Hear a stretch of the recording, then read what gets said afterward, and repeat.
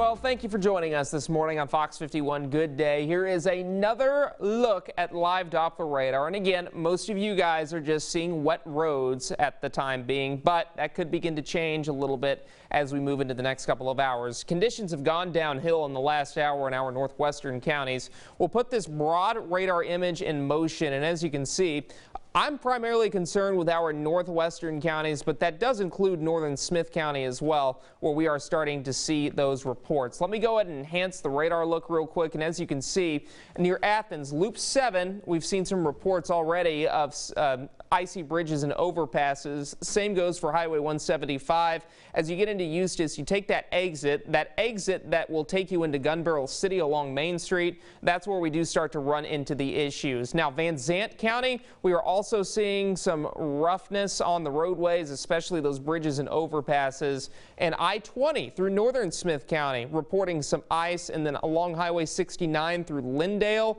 and then into Mineola.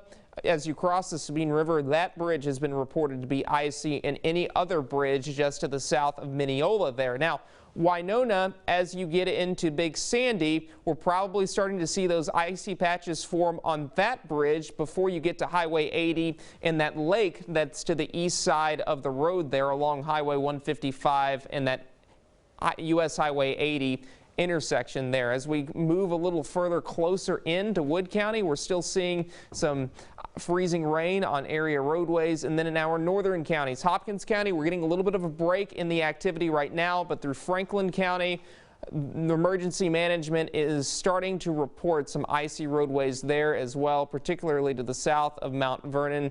Saltillo over to Winfield, Texas. That's where we are starting to see TxDOT report some of those icier roadways. And for good reason. We're now falling below freezing in Mount Pleasant. It's 28 in Sulphur Springs. We're at 28 in Mineola, 30 degrees right now in Tyler. And you can see those road temperatures are in the low to middle 30s. And just one thing to note, while it is not icy in your area, it is probably going to be icy on those elevated surfaces. So if those roads are not icy, we are dealing with rougher conditions.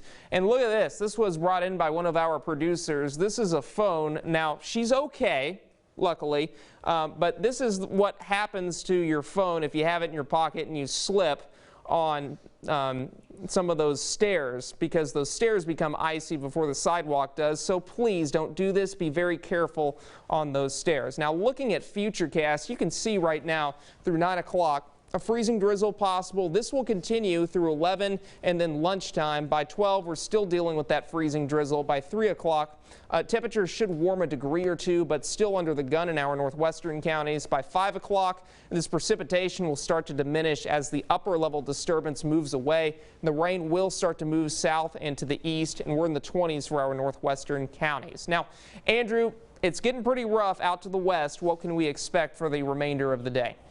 That's right, Carson. The closer you get to the DFW area, the rougher the travel becomes.